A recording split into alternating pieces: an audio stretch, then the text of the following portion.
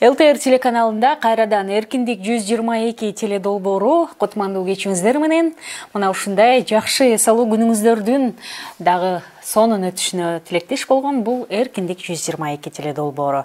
Бүгүн бизде конокто жаш төкмө акын Нурсултан Малдыбаев. Нурсултан, биздин программабыздын алкагынан көрүшүп жатканыңызга абдан кубанычтабыз. Кош келипсиң. Кош келдик, саламатсыздарбы? Сени төкмө акын деп тааныштыргандан кийин алгач эле мына ушул жалпы кыргыз эли менен бир саламдашып койсоң, төгүп. Жарайт.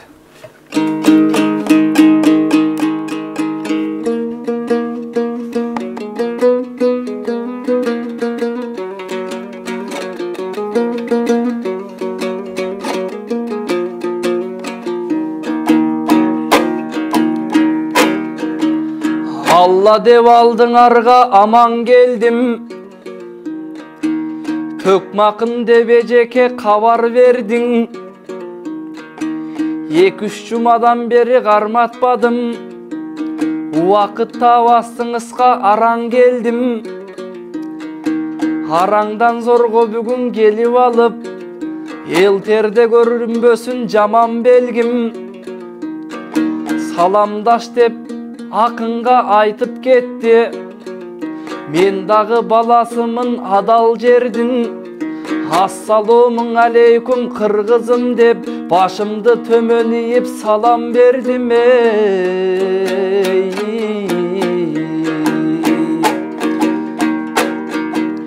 Эфир десең эч качан качпагандар,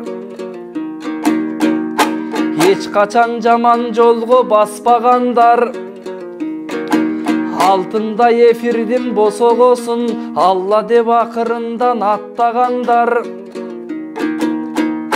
Ак калпак кыргыз элим барсыңарбы, акынын аруакта даңктагандар. Төкмө келсе төр берип барктагандар. Эч качан жаман кебин айтпагандар. Ар дайым аман болсун деп баштайлы, эфирди көрүп жаткан жакшы адамдар. Деп амандаштып туралы. Бали, абдан жакшы. Эң сонун эми сенин чыгармачылыгың тууралуу сүйлөшө турган болсок, Нурсултан, жалпы калың журт менимче силер баягы өлкөдө болуп жаткан актуалдуу окуялардан баягы ак үйдүн алдына чыгып алып төгүп баштабадыңарбы? Ошондон бери менимче силердин көрмөнүңөр дагы бир топ эле баягы көбөйсө керек. Анткени баягы бүгүнкү күндө социалдык тармак актуалдуу болуп атпайбы? Анан мына ушул көз ирмемге барып келбейлиби? Деги эле мына ушул актуалдуу нерселерди баягы былтыркы кардан баштагансыңар. Ой кимден келди, кандай болуп мына ушул ак үйдүн алдына барып калдыңар? Негизи баягы үнү жетпегендин баары эле ак үйдүн алдына бара берет го. Анан эмне болду силерге? Бизге эч нерсе болгон жок. Бул күтүүсүздөн чыгып калган иш. Буга чейин дагы айткам. Биздин Жылызбек Төрөканов, Азамат Асанбеков деген бирге иштеген агаларыбыз бар. Ошолор болуп биздин Кыргыз улуттук манас театрында олтуруп, анан мен сунуш кылып калгам. Ушундай ырдап чыкпайлыбы деп. Анткени элге азыр өзгөчөлүк киргизип туруш керек да, жаңылык киргизип туруш керек. Башкача формат кылып туруш керек. Анан биз билген жокпуз, бирок каяка барарыңарды. Ооба. Эшикке кар жаап аткан ошол убактачы. Анткени аябай кар жаап, көчөдө машиналар жүрө албай ушундай тыгын болуп аткан учур болчу да. Анан ушуну биздин анткени азыр саясатты айтсаң, өлкөдө бизде юмор, анан саясат, анан жанагындай киши өлтүрдү деген кабарлар көп тарайт экен да, менин билишимче. Киши өлтүрүп кетти, тигини минтип кетти деген. Анан аны аралаштырып бергенге аракет кылдык. Мисалы үчүн бир жагынан саясат, бир жагынан күлкүлүү кылып, мисалы үчүн кар жадырып, кайда жүрөт, ташыйып дегендей, токтосун деп булгарды, депутаттар токтом жазсын, батыраак деген жерлер бар болуш керек. Анан билбей эле ошол ал убакта сиз айткандай TikTok баракчасындагы атталуучуларыбыз аз болчу, ал жакта активдүү да эмес болчубуз. Жүктөп койдум, бири 800 миңдей просмотр болду окшойт. Анан баардык жактан тарап атты, Facebook'тан тарап атты. Анан биз дагы мынтатып калдык да бир аз. Анан кийинкисин дагы уланталы деп, кийинкиси дагы күтүүсүз Азамат экөөбүз олтуруп чай ичип атып эле ак үйдүн астынан свет өчүп аттык ошол учурда. Учурда болуп аткан нерсени свет өчүп атат деп койсоң ал жакшы жетпей калышы мүмкүн го. Аны ырга салып, шөкөттөп, көркөмдөп, кагаз короп, юмор кылып, оң терсин айтып берсең жакшы кабыл алынат. Бул өзү Садыр Жапаровго чейин жетип, ал кишилер дагы көргөнүн биз өз кулагыбыз менен уктук. Ал кишилер дагы жакшы кабыл алганын уктук. Эл дагы жакшы кабыл алып атты.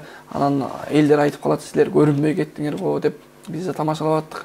Депутаттар каникулга тарап кетти. Алар келгенде биз да чогуу келебиз деп урунттуу окуялар болсо кайта чыгарганга даярбыз. Кудай буйрса, көптөн бери чыга элекпиз, эми аракет кылып дагы чыгабыз.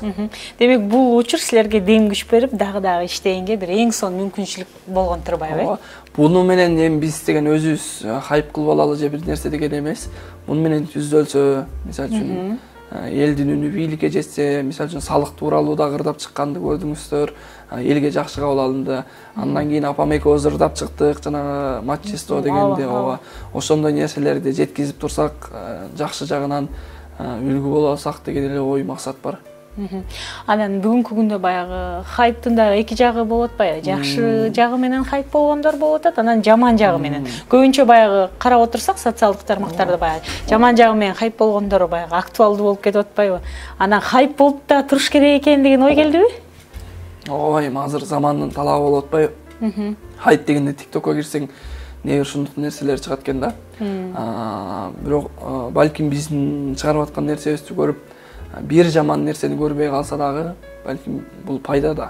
Ушундай нерселерди чыгара берсек, мисалы үчүн ырчылар башка бир нерсесин чыгарсын, актерлор чыгарсын, коомду агартуучу адам катары биз билинишибиз керек. Антпесе жана чечинип атышат, TikTokко кирип алып, анан TikTokду жабабыз деп атышат го.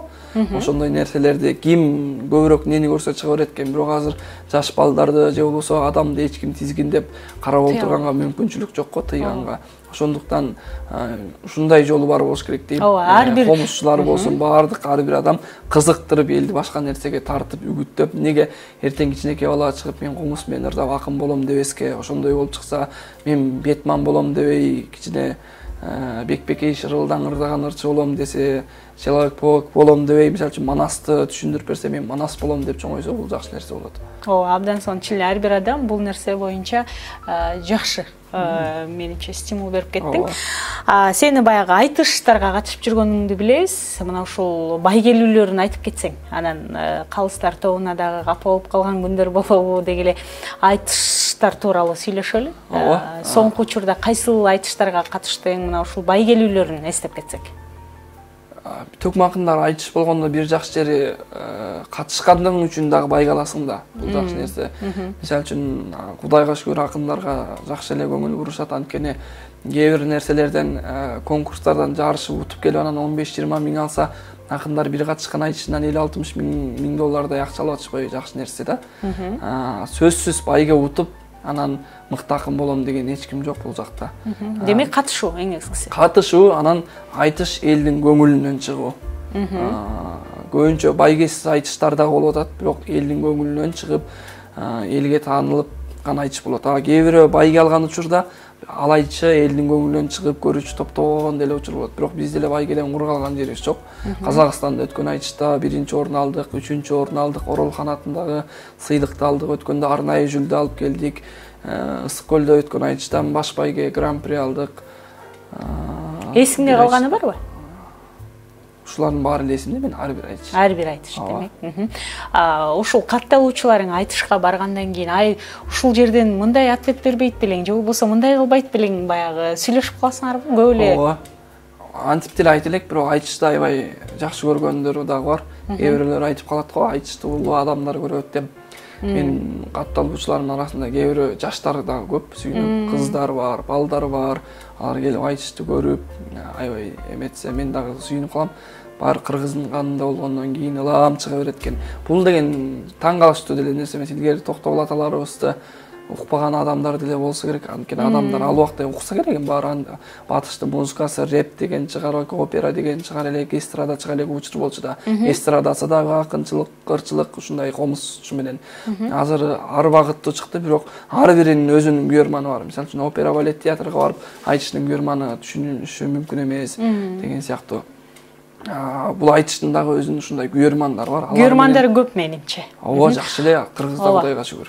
Айтсаң, мына ушул соңку учурда мына ушундай дагы кептер айтылып атат. Айтыштын баягы сырткы көрүнүштөргө эле баягы басым жасап, мисалы толуп кетиптирсиң, чапаның мындай экен дегендей эле сырткы көрүнүш менен эле чектелип калып атышат. Баягы ички туюм, ички нерсеге мындай көп кире албай эле, баягы элди күлдүрөбүз деген ой менен эле сырткы нерсе менен эле баягы чектелип калып атышат дегендер бар да. Көз карашың кандай буга? Ооба, эми азыр 7 миллион адам жашайт да бизде. 7 миллион адам 7 миллион түрлүү ойлонот да. Бирөөнө жаксаң, бирөөнө жакпайсың. Бирок ушул чындыкпы? Баягы сырткы нерсеге эле басым жасап туруп алды дешкен. Эми 100% чындык эмес. Салмактуу ойду айтып ырдап аткан да акындарыбыз бар, мен билем. Бирок кээ бир жерде салмактуу ырдаган акындар анча элге алынбай калган учурлар болот. Тамашалуу ырдагандар өтүп кетет, анан аларда тамаша койгонго аракет кылат. Анткени азыр жеңил нерсе бат өтөт, кыска жеңил нерселер. Бирок акындар сырткы курсак менен кийим менен эле чектелип калды дегенге жатпайт. Элдин маселесин көтөрүп аткан акындар бар. Мыкты акыркы 23 сентябрда болгон айтышты мен кыз жигиттин айтышы тамаша дагы болду. Ал жакта өзүбүз айттык го, ошол жакта тилдин маселеси мисалы үчүн мен айтып чыктым.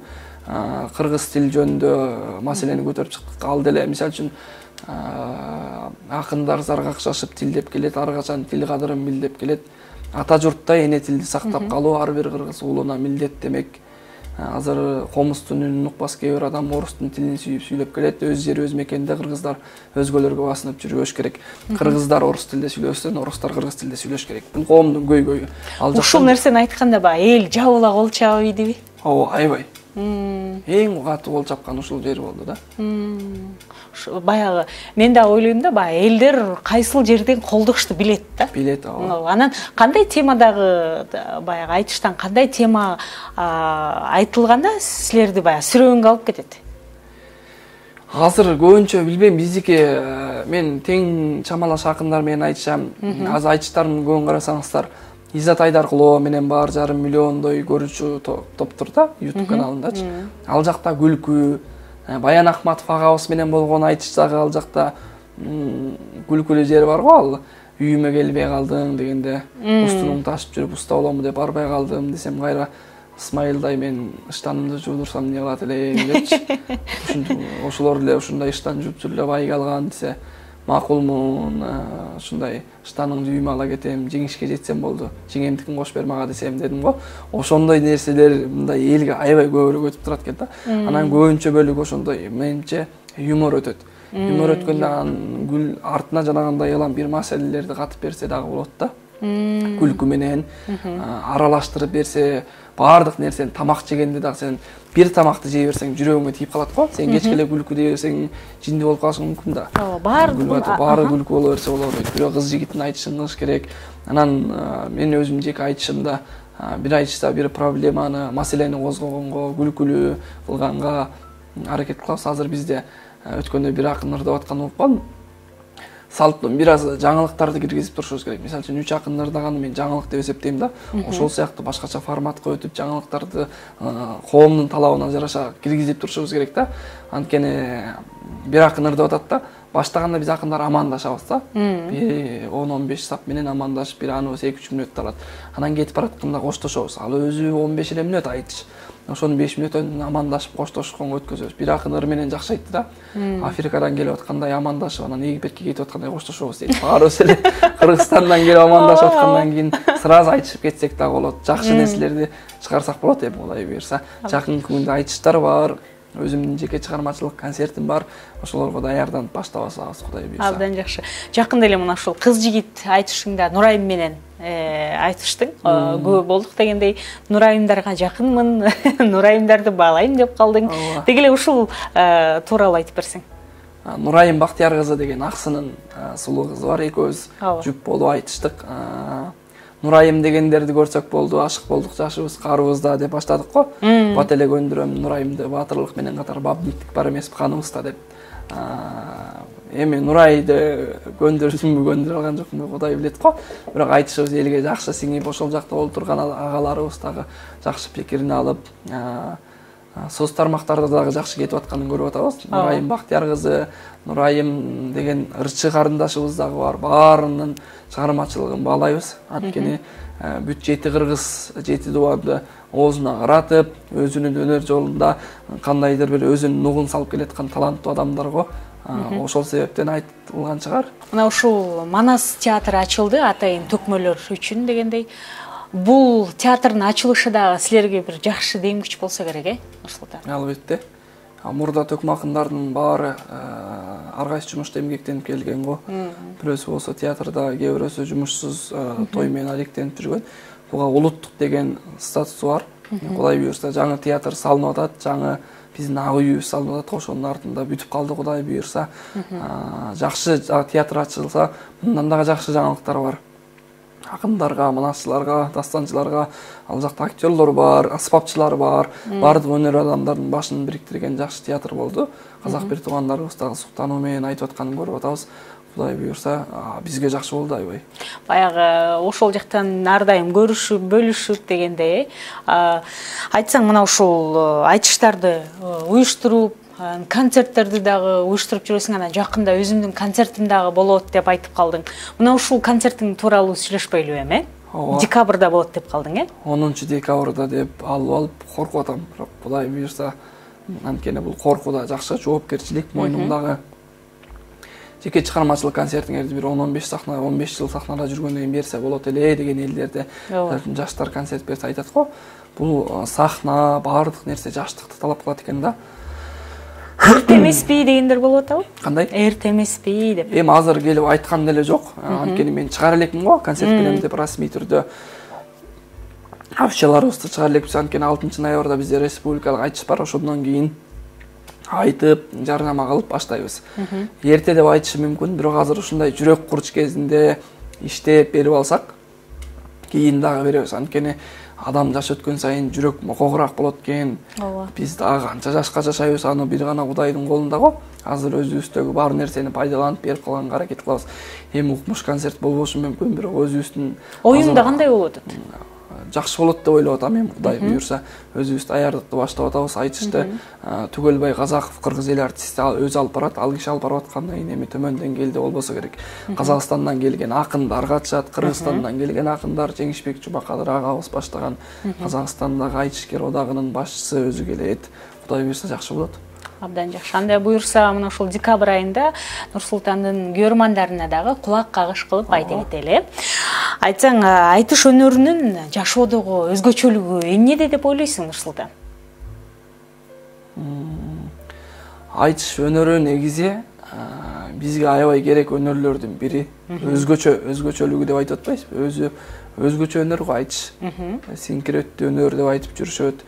Анткени бул бир убакта не деген өнөрдү өзүнүн боюна сиңирген. Комузчулук, аспапчылык, дастанчылык, ырчылык, күүчүлүк, аткаруучулук, актёрчулук, акынчылык деген сыяктуу көп нерселерди бириктирип келип анан акын болуп сахнага айтып чыгышың керек. Бул негизи татаал нерсе го. Бир сапты айтып келатып, экинчи сабыңды ойлонуп айтуунун өзү чоң жоопкерчилик. Уйкаштырбай, жөнөкөй кара сөз менен сүйлөө эл алдында чоң жоопкерчиликти талап кылат.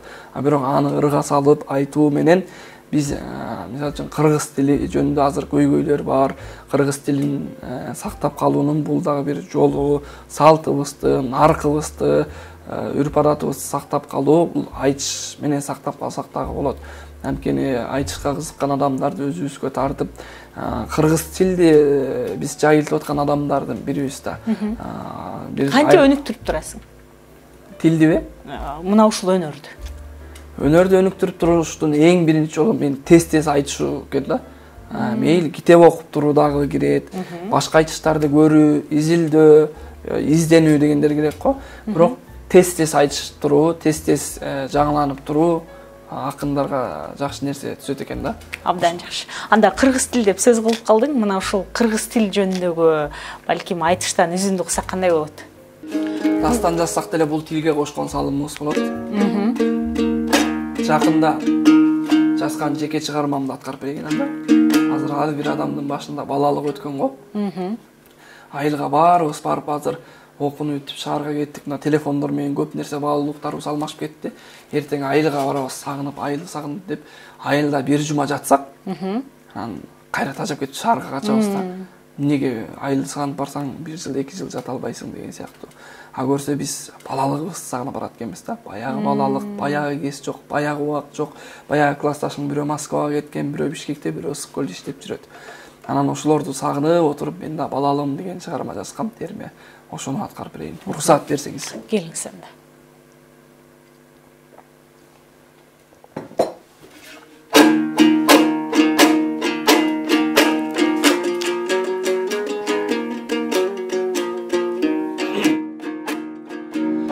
Өмүргөң адам болуп жаралып, баштан өттү байоо сезим балалык. Баткак кечкен андагы кез азыр жок, бардыгыбыз туш тарапка тарадык. Ата көрсөк алкыш менен баталып, алыс эле бизден кайгы капалык. Айылыбыз чаң коронуп турса да, адамдардан сезилчү эле тазалык. Кызыл тартып күнгө күйгөн жүзүбүз, кызык эле анда көргөн түшүбүз. Чурулдаган бир топ балдар чогулуп, чүкөң ойноп короч эле күчүбүз. Кой кайтарып уяйдамай ишибиз, коктуларда калган чыгар изибиз.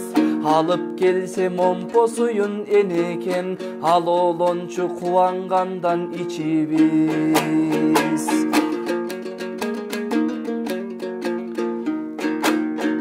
Түшчүң элек айылдагың арыкка, сүзчүң элек каршың аккан багытка. Кезиңер деп ойноп күлчү кубанчу, кеп айтчы эле кемпир менен абышка. Эмнегедир түшүн алган эмесмин, эх балдар деп үшкүрүнүп калышса. Байкуш жандар бир үшкүрүп алганго, балалыгы калган үчүн алыста. Ал убакта таш дегеле мончобуз, апам жуунтам дегенде эле коркобуз. Ары бери качып колго карматпай, андан үйдө башталчу эле чоң согуш. Акыр көнүп апам 2-3 чапканда, азап эле түшкөн сынду капканга. Корого эле койчу мени жуунтуп, короч эмес азыркыдай акчамда. Тоого барып терчүң элек карагат, толгон токой бадалдардын аралап. Бир чаканын толгонуна кубанып, биз ал ишке кылчуң элек канагат. Ошол кезде денибиз сак саламат, ойлоп көрсөм коңгон сынду мага бак. Жүрөгүм ак аруу кезим турбайбы, жүргөн менен чырпык минип сабалап. Эшек минип тезек терген күндөрүм, кызыгы жок акча байлык дүйнөнүн. Көз алдыма сүрөт болуп тартылат, коктуларда кой кайтарып жүргөнүм. Ачык болчу кучагыдан эшиги, андан эч ким бекитчү эмес үйлөрүн.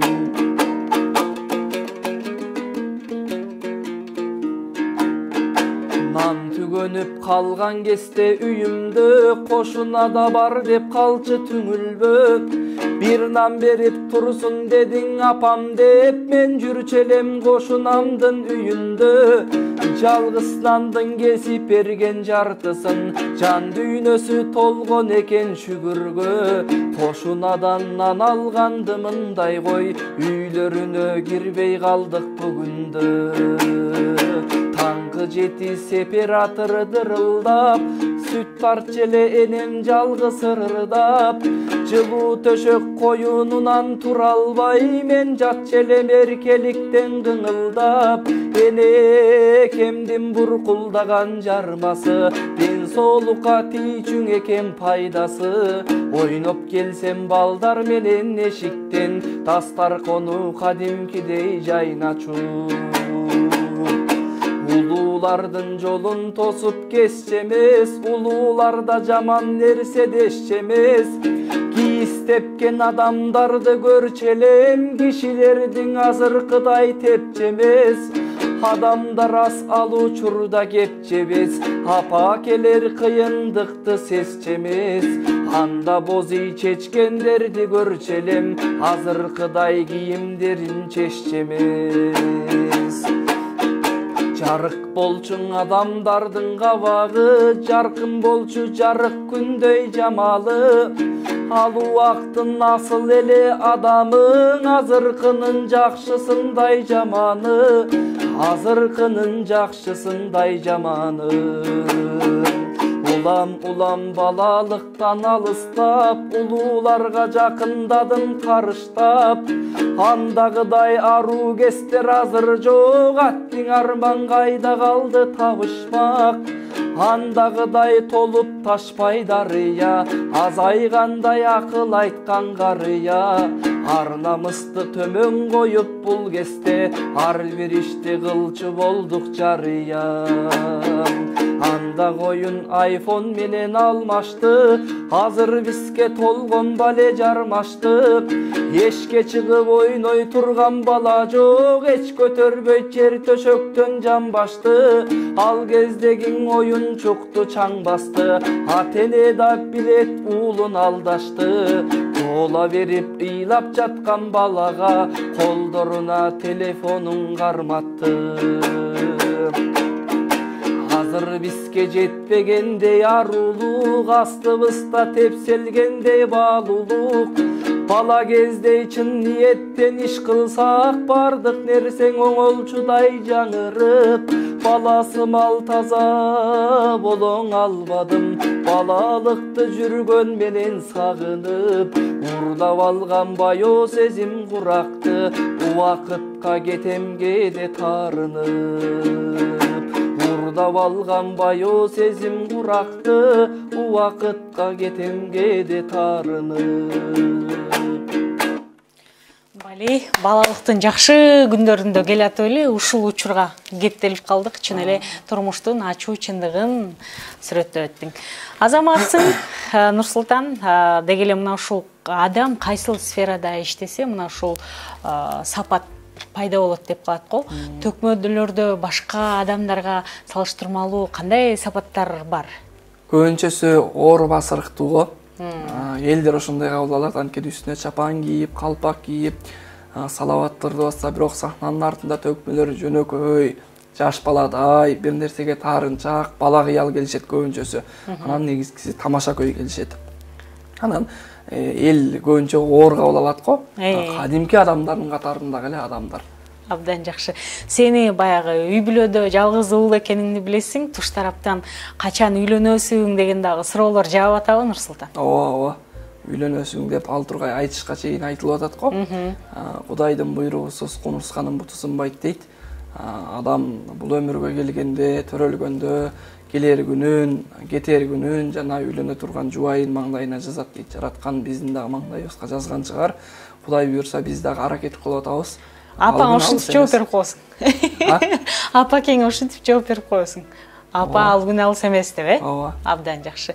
Эң сонун Нурсултан бизге келип, өзүңдүн өнөрүңдү көрсөткөнүңө ыраазычылык билдиребиз. Сага ден соолук, ийгилик. Сени алдыда өтө турган жеке чыгармачылык концертиңди мыкты деңгээлде өткөрүп ал.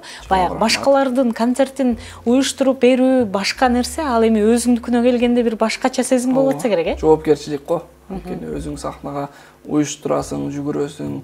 Анан 2 саат сахнада тынбай акындар менен айтышып өзүңөрдө бул чоң жоопкерчилик, чоң нерсени талап кылат. Буюрса аракет кылып, азыркы күндөн баштап 10 декабрга чейин эмгек кылабыз буюрса. Ийгилик анда. Сага ден соолук каалайбыз. Кыргыз элинин маңдайында бар бол. Чоң рахмат. Ардактуу телегөрүүчү, бизге бөлүнгөн убакыттар мына ошентип аягына келип жетти.